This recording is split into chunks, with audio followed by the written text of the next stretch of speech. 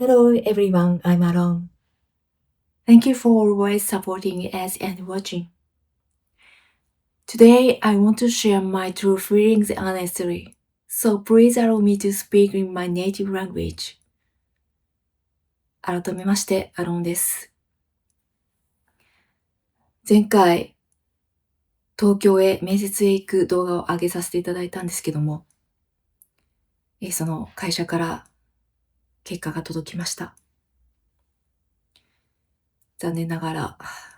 すべてお断りのご案内でした。この結果について私はすごく悲しいですし、憤りを感じております。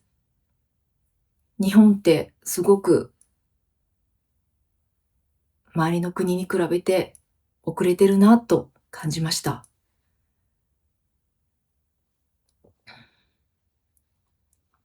東京で面接を受けたときに、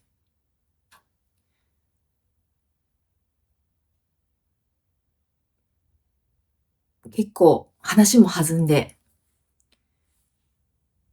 和気あいあいとした感じで進んでいたんですけれども、私の世帯状況を聞かれたときにですね、私は正直に、一人で子供を育てています。一人親です。という話をしました。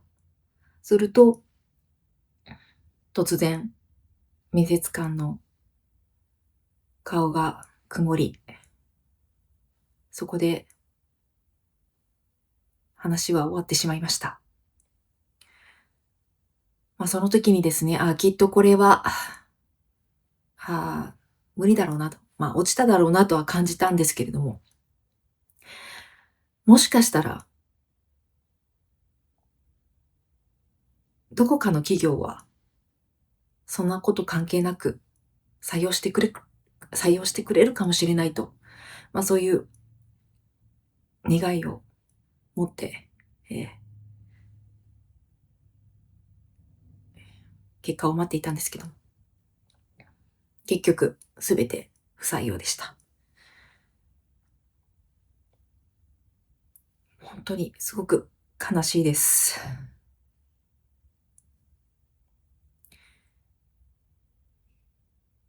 私は、夫を亡くしております。夫が亡くなったのは、息子がまだお腹の中にいる時だったんですけれども、生まれる直前に突然亡くなりました。それから私は一人で息子を育ててきております。立派な大人になるよう、息子が将来困らないよう、がむしゃらに働いてきました。寝る間も惜し、寝る間も惜しまず、がむしゃらに働いてきました。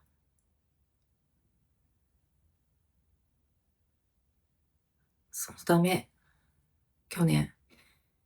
お客様の仕事先から次のお客様のところへ向かう際の駅の階段で落ちまして、救急車で運ばれる事態になりました。もう少しで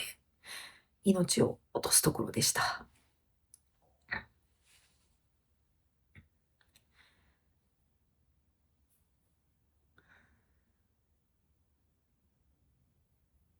もう少しで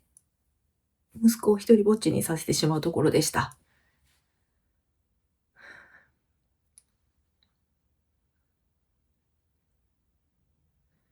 すっごい、怖くて、うん、何をやってんだろうと思いました。でも働かなくちゃいけないですし、生活するためには働かなきゃいけないですし、頑張ってきたんですけれども、命には帰れないということで、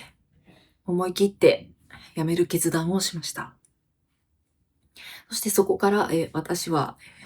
仕事探しをずっとしているんですけれども、なかなか見つからない状況です。ですので、前回、東京まで範囲を広げてですね、東京の会社にも面接受けに行ったんですけれども、残念ながらダメでした。本当に日本って本当に遅れてるなって思います。うん、そして、えーひとり親家庭に対する保障もかなり充実しておりません。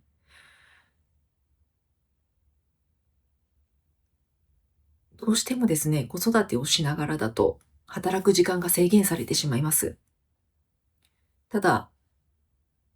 まだまだ日本は時間に対して、働いた時間に対する対価を支払う形、そして、残業ができる人、柔軟に、突発的な仕事も対応できる人が、採用されやすい、重宝されやすい、そして、給料も上がりやすいという状況です。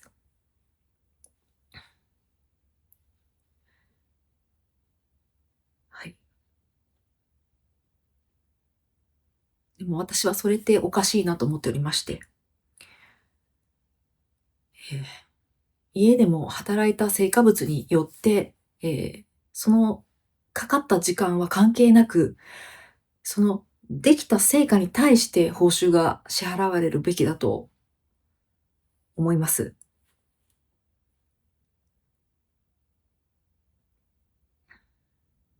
もちろん、えー家にいながら仕事となると、会社側も企業側も管理がしにくいっていうこともあると思うんですけれども、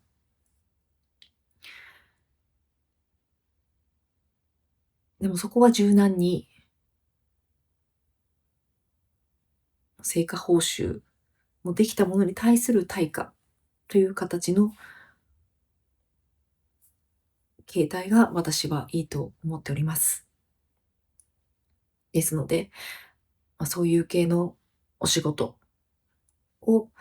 これからも探していきたいと思っているんですけれども、やはり私が一人親ということを伝えると、なかなか厳しい状況になります。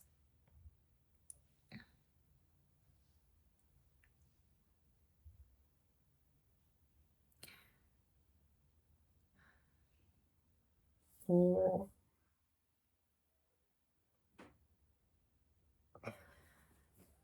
ちょっとどうしたらいいのか、すごく困っている状況ではあるんですけれども、でも皆様の温かい、あの、本当に温かいコメントをたくさん世界中からいただきまして、頑張らなきゃなと思いました。引き続き、息子と力を合わせて、息子との時間を大切にできる、そして幸せな暮らしができるよ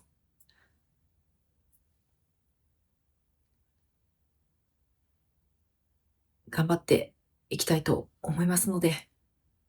これからも応援よろしくお願いいたします。ありがとうございます。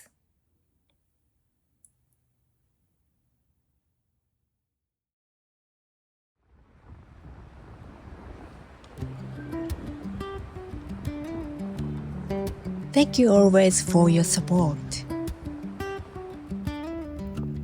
We will continue to do our best, just the two of us. If this video touched your heart even a little, please like and subscribe. I look forward to your thoughts in the comments. See you in the next video.